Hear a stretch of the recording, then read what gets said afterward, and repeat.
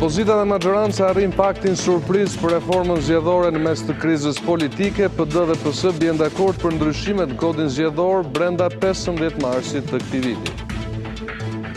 Kompania daneze kryen matje me teknologjinë e fundit në unazën e madhe. Analizës të detajuar do t'i nënshtrohet jo vetëm cilësia e rrugës, por edhe gjerësia e trotuareve dhe akseve. Bashkia e Durrësit ka shembur gabimisht pallatin ku jetonin 24 familje në zonën e Shkozetit, ndërkohë që banorëve u ka mohuar edhe bonusi në qiras. Planeti rrezikon fenomene ekstreme të motit nëse ritmi i rritjes së temperaturave do të vijojë, shkencëtarët japin alarmin.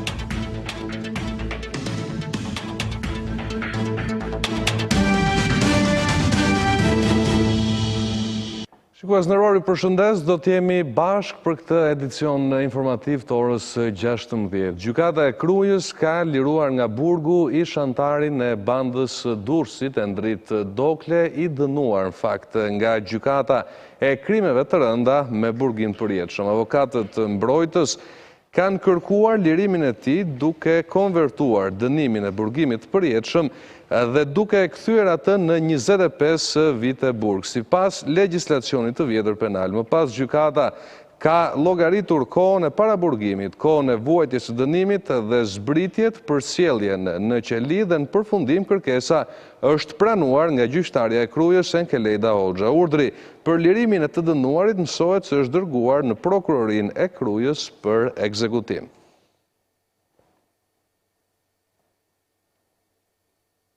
Ndërkaq pas më shumë se një viti, krizë politike të thellë dhe të shoqëruar edhe me tensione dhe protesta, majoranca dhe opozita jo parlamentare duket se kanë rënë dakord për të ulur në tryezën e reformës zgjedhore. Më gjerësisht për këtë çështje do të diskutojmë fakt me kolegun Everest Dedaj, që është bashkuar me mua në studio. Everest, përshëndet, çfarë do të thotë kjo nismë e fundit e partive politike në mes një krize? Vlerësohej si surprizë, por në fakt duhet theksuar Gjoj, ka më shumë se 4 muaj që faktori ndërkombëtar përfshirë ambasador të vendit tonë, por jo vetëm edhe faktor ndërkombëtar, pra kancelarin ndërkombëtare jashtë vendit tonë, janë angazhuar pikërisht për këtë proces. Kujtojmë që reforma zgjedhore ka qenë pika e dytë e Bundestagu gjerman pas asajt për ngritjen e gjykatës kushtetuese, e një pikë e tretë ku pritet që opozita të fokusohet kryesisht është implementimi i reformës zgjedhore. Çka do të thotë është ky fakt pse opozita i ka dhënë kaq rëndësi reformës zgjedhore dhe pse opozita po jep konsensusin pra për reformën zgjedhore, për të vetmin fakt se po kërkon të kryejë një reformë zgjedhore e më pas kërkoi edhe zgjedhje të parakohshme parlamentare dhe zgjedhje vendore, pikërisht të cilat kërkohen të mbahen me një kod të ri zgjedhor. Pra ashtu siç e thash, cilësohet si surprizë, dhe fakt ishte një lajm i cili doli surprizë, por ka më shumë se 4 muaj që faktori ndërkombëtar ka kontakte të vazhdueshme me përfaqësues Partisë Demokratike dhe aleatëve të saj, por edhe me përfaqësues të Partisë Socialiste, e nuk janë lënë më një anë edhe disa deputet të rinj të cilët kanë marrë vendin në parlament, pra ajo që quhet si opozitë e re. Everest, ndërkaq, cilat janë garancitë se do të ketë një proces zgjedhor ndoshta duke u bazuar edhe tek kauza për cilën ka luftuar opozita dhe gjithashtu opozita jo parlamentare nuk ka vota në parlament. Cila është garancia që opozita parlamentare do të bashkëpunojë? Është një dokument i qartë për sa i përket, ka dalë një dokument i qartë nga tryeza e ditës sotme. Në fakt kërkon 71 vota, 71 vota, kërkon më shumë se 71 vota, kërkon 84 vota për kalimin e kodit zgjedhor. E sirje dhoj duket se Partia Socialiste dhe Partia Demokratike kanë një pakt, në qoftë se mund ta quajmë pakt të fshehur për faktin se Partia Socialiste i ka 84 vota. E në qoftë se deputetët e opozitës së re do të refuzojnë, pra nuk do të bëhen pjesë e këtij procesi, padyshim në momentin kur tryeza e ditës sotme, pra që kemi parë të mbledhur ditën e sotme, ku janë 2 përfaqësues të opozitës jashtëparlamentare, pra Oert Bylukbashi i Partisë Demokratike dhe Petrit Vasili i LSI-s, do të bien dakord me Damian Gjiknurin e Partisë Socialiste për një dokument përfundimtar, parlamenti do të miratojë atë. Pra ka një dakordsi që gjithçka që bihet dakord në këtë tryezë të mos ndryshojë në seancë parlamentare, dhe kjo garantohet për faktin se Partia Socialiste me disa deputet i garanton 84 vota. Ajo çfarë është më rëndësishme është edhe fakti se në vitin 2017 ne kemi parë një proces të dakordsuar, pra zoti Bylykbashi ka qenë pjesë e reformës zgjedhore, pra para se sa Partia Demokratike dhe aleatet e saj të braktisin parlamentin, ka qenë një proces i dakordsuar dhe reforma zgjedhore, pra ky produkt çfarë po diskutohet sot, në vitin 2017 ka pas shkuar drejt mbylljes.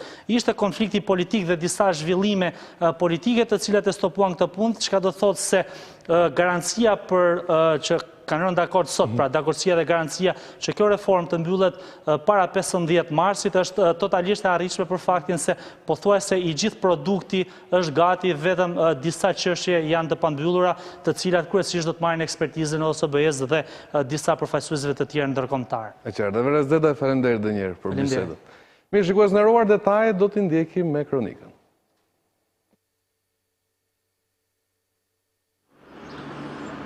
Pas rreth një viti krizë të thellë politike, mazhoranca dhe opozita kanë hedhur hapin e parë për konsensus, kjo për reformën zgjedhore. Por Lulzim Basha u kujdes të ripërsëriste gjatë fjalës së tij se zgjidhja përfundimtare e krizës kalon vetëm nëpërmjet zgjedhjeve. Partia Demokratike, opozita e bashkuar dhe jam i bindur, shumica dërmuese e shqiptarëve duan dhe meritojnë një fund sa më të shpejtë të kësaj krize politike që mund vi vetëm përmes zgjedhjeve të parakohshme parlamentare dhe zgjedhjeve vendore të mbajtura në një ditë. Basha tha se reforma zgjedhore është kusht i panegociueshëm i Bundestagut gjerman, ndaj sipas tij opozita do të jetë e angazhuar për këtë reformë. Prej muajit shtator, ky tashmë është një kusht i patekalueshëm i Parlamentit gjerman, i Bundestagut. Kanë kaluar 4 muaj dhe ky proces është zvarritur si shenjë e mungesës të vullnetit nga pala tjetër. Sot, opozita bashkuar rikonfirmon qëndrimin e saj për nisjen pavonesë dhe përfundimin një orë më parë të reformës zgjedhore.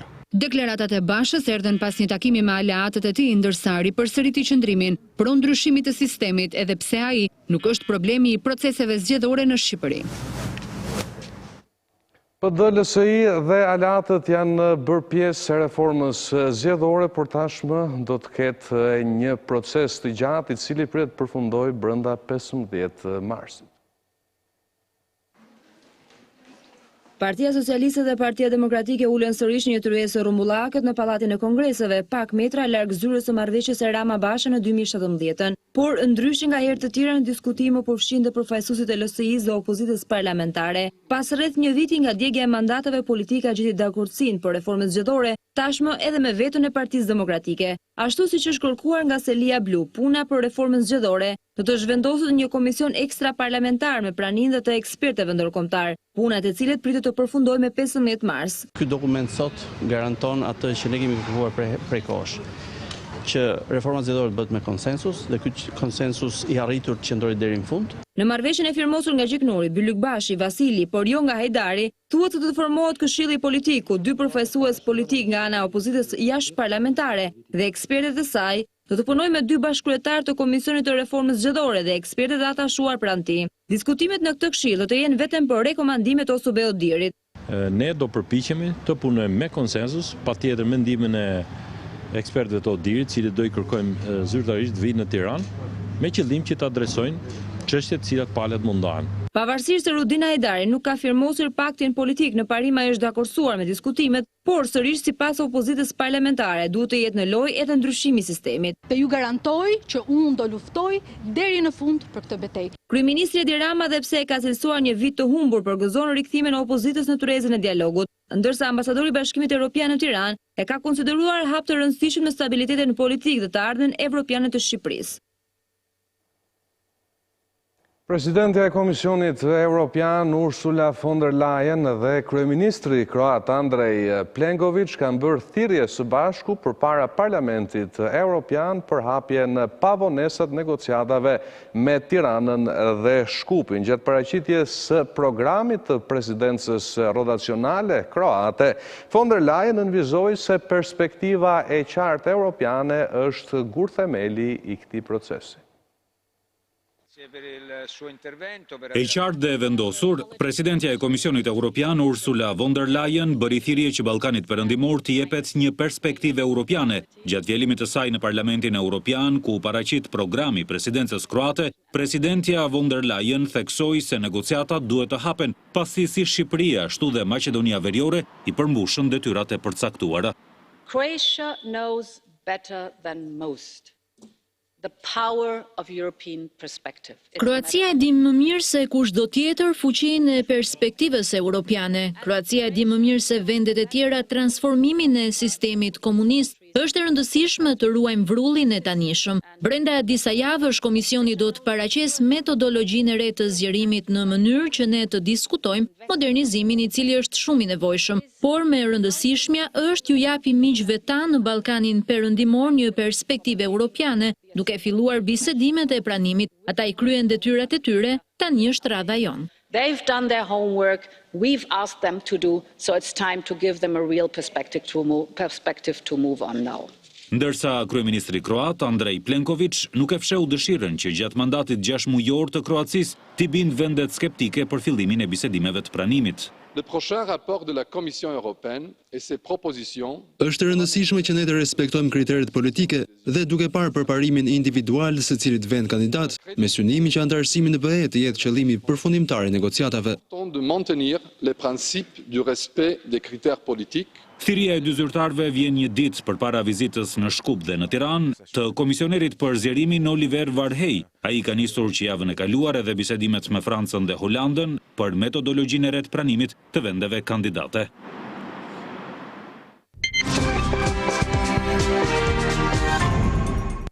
Përmes teknologjisë më të fundit, një kompani daneze në bashkëpunim me televizionin Ora kanë kryer matje dhe teste në Unazën e Madhe. Analizës Dynatest do t'i nënshtrohet jo vetëm cilësia e rrugës, por edhe gjerësia e trotuareve. Clinton Ktona, menaxher i ITM, shprehet se Dynatest ka aftësinë që të zbulojë të gjitha të metat e rrugëve.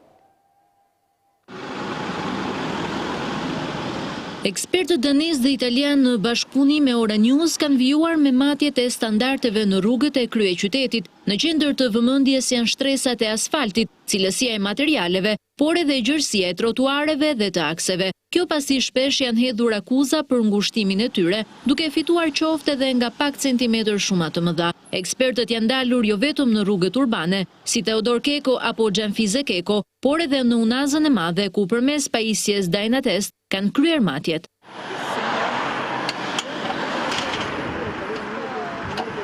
Clinton Ktona, inxhinieri i ITM-s, shprehet se makineria ka aftësinë të zbulojë të gjithë problematikën e rrugës. Nëpërmjet këtyre pajisjeve multifunksionale që ka sjell, këto pajisje nëpërmjet lazerave që kanë të montuar në trupin e pajisjes, bën detektimin e të gjitha shtresave rrugore, vrazhësisë të rrugës, nxjerr profilat gjatësor dhe profilat tërthor.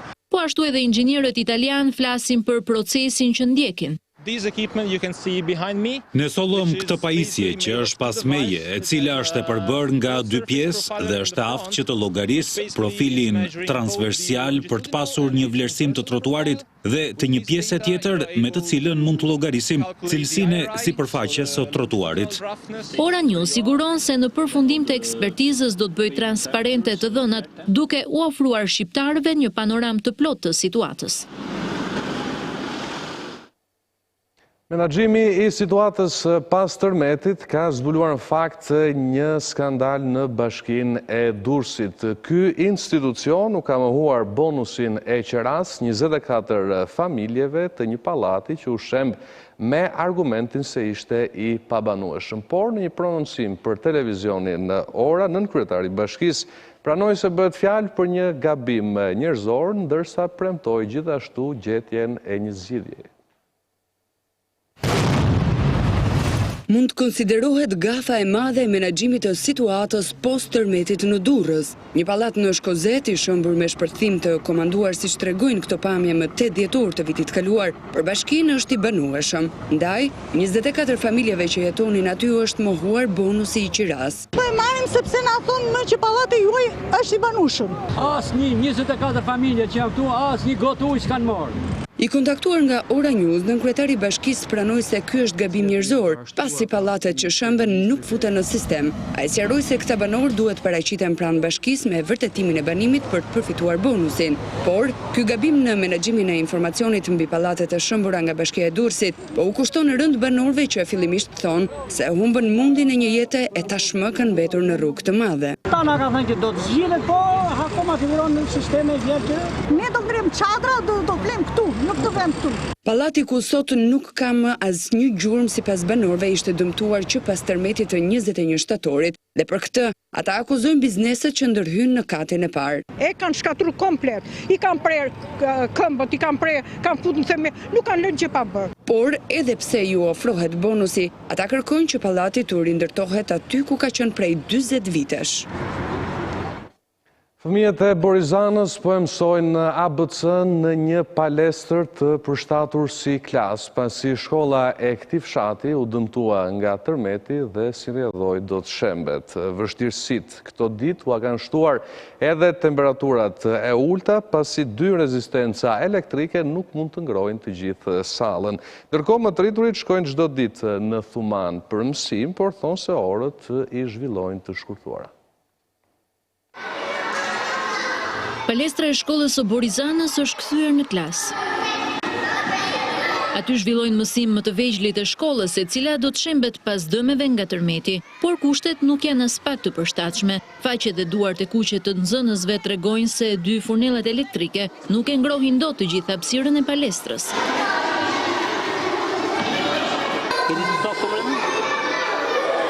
Edhe për këtë shkak, mediat nuk janë të mirëpritura në këtë ambient. Unë s'po filmoj, ty po filmoj kalamaj. As kalamaj, për kalamat janë në mos, si filmo do t'japsh në intervistë. Pa lejen e prind, ma hiç mu herë. Nga ana tjetër, prindërit janë të shqetësuar jo vetëm për cilësinë e mësimdhënies, por mbi të gjitha për shëndetin e fëmijëve. Patjetër, ndërsa kushtet mirë. Ndërkohë 600 nxënës të tjerë nga klasa e 2 deri në vitin e 3 ndjekin procesin mësimor në Thuman. Autobusët i marrin rreth mesditës dhe sipas nxënësve i kthejnë aty rreth orës 15. Në këto kushte nxënësit thonë se procesi mësimor zhvillohet me orë të shkurtuara. Sa orë mësim bëni pastaj aty në Thuman? Bëjmë 3 orë. Nga sa minuta bëni orën? Nga 30 minuta. Shkolla e mesme e Borizanës u rikonstruktua vetëm pak vite më parë me një fond prej 85 milion lekësh, por ndërtesa nuk i rezistoi tërmetit të 26 nëntorit dhe kryqi i kuq tregon se ajo do të shembet. Deri në ndërtimin e një shkolle të re, duket se nxënësit e Borizanës nuk do t'i kenë të gjitha kushtet e kërkuara për zhvillimin normal të procesit mësimor. Prokuroria e përgjithshme ka kërkuar gjurmët e gishtrinjve të kryetarit të bashkisë së Mallakastrës pas nisjes së hetimeve për fshehje të një dënimi në Greqi. Një shkresë është dërguar edhe KQZ-s për të administruar formularin e vetë deklarimit, ndërsa me anë të një letër porosie hetuesit kanë kërkuar të dhëna edhe nga autoritetet greke. Sektori i dekriminalizimit në prokurorinë e përgjithshme nisi verifikimin për gjurmët e gishtave të kreut të bashkisë së Mallakastrës Qerimi Ismailaj, pas akuzave të Partisë Demokratike se zyrtari lokal ka fshehur dënimin. Organi i akuzës mësoi se i ka drejtuar një kërkesë kryebashkiakut për dorëzimin e shenjave, ndërsa gjurmët e gishtave fillimisht do të i merren nga kompania e cila i disponon. Prokuroria e përgjithshme është drejtuar dhe me një kërkesë KQZ-s për vendosjen në dispozicion të formularit të dekriminalizimit të plotësuar nga kryebashkiaku socialist. Një tjetër kërkesë është drejtuar me anë të letër porosive dhe autoriteteve greke për të vënë në dispozicion të gjithë materialin në lidhje me figurën e kryebashkiakut të Mallakastrës, pas mbërritjes së përgjigjeve dhe verifikimit të gjurmëve të gishtave. Më pas prokuroria pritet të dalë me një konkluzion në lidhje me figurën e Ismailajt. Partia Demokratike ka denoncuar Ismailajin se është dënuar nga gjykata greke, por këtë nuk e ka shënuar në formularin e dekriminalizimit. Sekretari i përgjithshëm i Partisë Demokratike, Gazmend Bardhi, publikoi dokumentin grek ku kryebashkiaku i Mallakastrës Qerimi Ismailaj figuron se është dënuar në Greqi me 3 vite burg. Ky është denoncimi i 4 i Partisë Demokratike për kryebashkiakët e Partisë Socialiste, pas Valdrin Pietrit të Shkodrës që u largua nga detyra pasi i doli dënimi në Itali, Agim Kaimaku të Vorrës që i doli dënimi në Greqi dhe të Mark Babanit, kryebashkiak i Vau të Dejes, për të cilën nuk ka ardhur ende konfirmimi.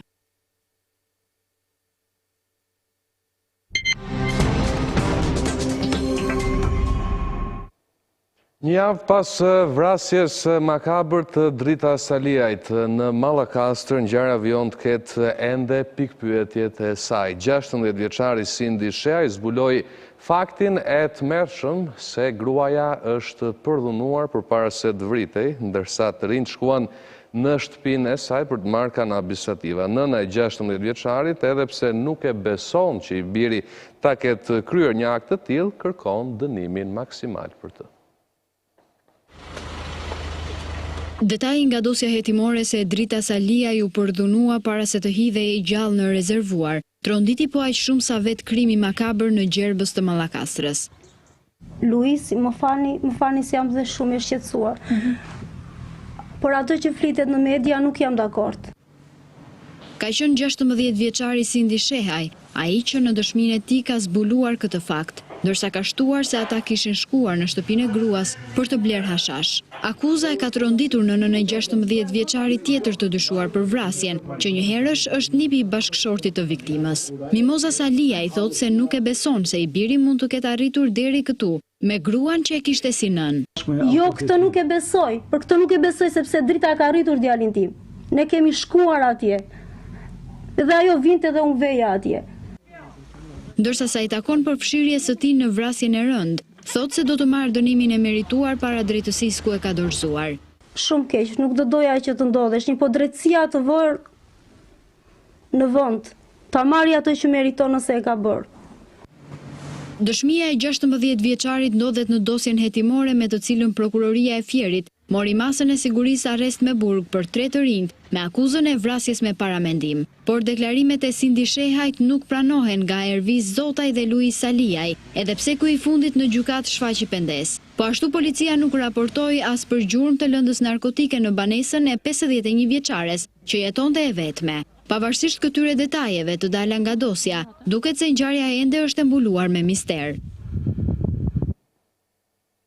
Një ditë pas inaugurimit të godinës së re të repartit Renea nga ana e kryeministrit Edi Rama, kryetari i sindikatës së policisë thotë se ky investim është i pamjaftueshëm pasi policët kanë edhe një sër problematikash të tjera, të cilat kërkojnë zgjidhje. Për televizionin Ora, Sedetin Fishta thotë se shumë efektiv po paguen më pak si rrjedhoj e ndryshimit të gradave, ndërkohë që kanë emergjent sigurimin e jetesës, përmirësimin e trajtimit financiar, si dhe çështjen e strehimit.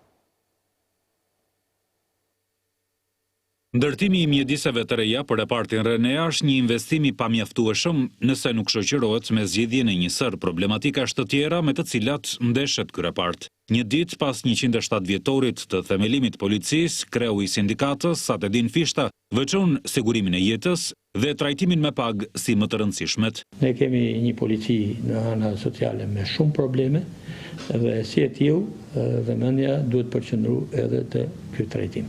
Ju takojnë me ligj ushqimin, për cilin dhe vetë kryeministri ka premtuar që brenda muajit 3 muajit parë të vitit 2020 ai do të aplikojë edhe dhënien e një vakti ushqim punonjësve të policisë. Dhe nga 2014 nuk ka pas më rritje. Fishta shton se që pas heqjes së gradës kryeinspektor, efektivet e policisë trajtohen me 10.000 lekë më pak në muaj, duke e bërë më të vështirë gjendjen e tyre financiare. Fakti që heqja gradës kryeinspektor, punonjësit të policisë, sidomos po them të forcave speciale të Renes, të cilët të gjithë trupa speciale Renes kishin këtë gradë, ju bën një zbritje prej rreth 9.000 lekë ose 90.000 lekë vjetra deri 100.000 lekë vjetra. Problematik tjetër që duhet zgjedhur sipas kreut të sindikatës është strehimi për shumë punonjës policie që nuk kanë banesa dhe ofrimi kredive të lehtësuara. Njëkohësisht mbetet për të nxjerrë qeveria vendimin për të dhënë kredi me 3%, punonjësit policisë janë pas 3. Zgjidhja e këtyre problematikave të repartit Renea, por edhe të strukturave të tjera, sipas kreut të sindikatës, rrit produktivitetin e strukturave të policisë në ruajtjen e rendit dhe luftën kundër kriminalitetit në vend. Të ndryshojmë tani krejtësisht temën e informacionit dhe do të flasim fakt për planetin tonë, cilin e presin fenomene ekstreme të motit, nëse ritmi i rritjes së temperaturave globale do të vijojë. Shkencëtarët kanë thënë se zjarret do të jenë si ato në fakt që po djegin Australinë do t'jenë në normalitet në rast se nuk do t'ketë marrje masash. Për të diskutuar gjërësisht mbi këtë çështje do të bisedojmë në studio me kolegun Leftion Peristeri. Leftion, të përshëndes, kemi parë raportime shqetësuese për atë që ka ndodhur në kontinentin australian. Cilat janë të dhënat më të fundit? Në fakt, ka një shqetësim mjaft të madh për përhapjen e zjarreve. Harta që ne kemi përgatitur tregon se sa të përhapura janë ato në mbar Australinë. Pra, i gjithë kontinenti është prekur nga zjarret, në mënyrë të veçantë është prekur Walesi i ri jugor. Aty është shkatruar i gjithë habitati i kafshëve të egra. Por më shqetësuese është sepse zjarret që djegin Australinë prej një kohe të gjatë kanë shliruar një sasi të jashtëzakonshme, monoksidi karboni, i cili është zhvendosur në zonat e banuara duke sjellë probleme shëndetësore për njerëzit. Parashikimet flasin që zjarret do të jenë më të shpeshtë në të ardhmen, pra situata do të jetë më e rëndë në vitet në vazhdim. Australia ka pasur zjarre gjithmonë. Ka një kulturë të indigjenëve të Australisë, të cilët përdornin teknika të ndryshme për ta kontrolluar zjarrin. Këto teknika nuk përdoren më sot dhe zjarret kanë dalë nga kontrolli. Pra, zjarret janë përdorur në mijëra vjet për ta bërë tokën më pjellore, janë përdorur për procese të tjera, por sot zjarret janë kthyer në një dëm ekologjik. Kemi vënë re që, për shembull, 1/3 e koalave, përveç kangurit, një prej kafshëve identifikuese të Australisë, pra ka ngordhur në këtë rajon në New South Wales, që është diçka shumë shqetësuese. Do të ketë natyrisht probleme, do të vjojmë që ta masim, ta ndjekim këtë situatë pasi duke e krahasuar me zjarret në Kaliforni apo zjarret në Amazon, zjarret në Australi janë të një shkallë vërtet të jashtëzakonshme. Po të shohim, duke pasur parasysh edhe statistikat, nëse në 2018